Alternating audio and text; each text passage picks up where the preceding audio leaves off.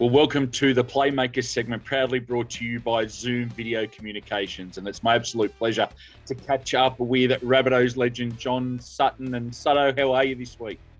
I'm good, Jeremy. Good to see you. Good to see you too, mate. Now, last week we didn't pick up the 2 points against the Panthers. It was the end of our 10-game winning streak, but the performance was a gutsy one. And I don't think we're too far off in turning that result around.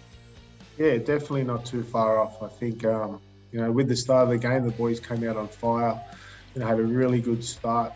They got some, I'd say, some lucky tries, obviously, stopped our momentum a little bit in that first half. But, I think we've got the game plan and the players and the coaches to do it. We just got to make sure next time we just, our discipline is a lot better. 11-2 in the penalty counts ain't going to, cut it when you're playing with the top teams. So, the boys will go back to training this week and work hard on, the things they need to do. And I'm sure we'll have a, better performance this week. You mentioned the discipline there and the penalty count. It was an unusual one for us. We're the most disciplined team in the competition with just over 3 penalties a week. It jumped up to 11 last week. And I'm not sure whether that was all of our own doing with a couple of dubious calls, but there was one moment in the game with that downtown penalty which really changed the momentum of the game. Yeah, not many people know that, it was a penalty. At the time I thought it was all good, but, that downtown penalty they call it, they should scrap that out of the game. I think it's useless, really. So what we found there was we were dominating the field position and putting them under a lot of pressure down their own end. We're up 12-0. That then turned around the possession and also the position on the field by about 50 metres with that penalty, and it gave the Panthers that little gap in the door, keeping it ajar for them to move down our end of the field when they hadn't played down there before during that game. Yeah, we're really good at keeping the ball down their end and not letting them out. But with these penalties, giving up field position in games like this, it's very hard to get out of. Most of the second half we'll just bring it out of our own end to get an opportunity to put some attack on. So obviously it comes down to those penalties and that ill discipline. And, we can just turn that around real quick.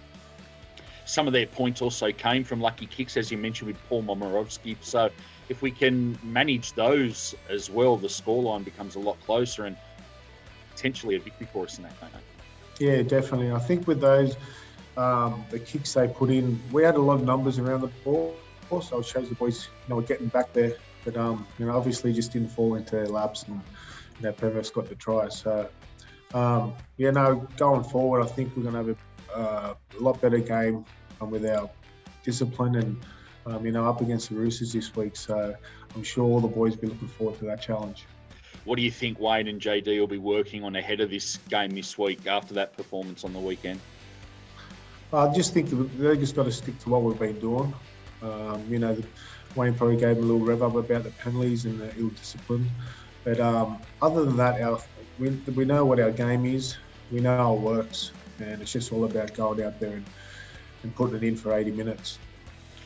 As a recently retired player, how antsy do you get this week when the Roncoot Cup's on the line and we're ready to take on the arch rivals?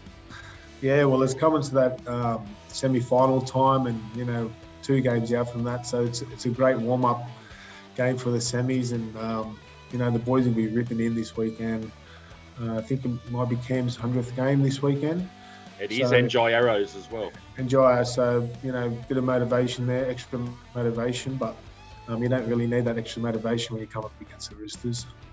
Absolutely. Well, we're all looking forward to it. Thanks again for your time this week for the Playmakers segment brought to us by Zoom Video Communications. Thanks, Jezza.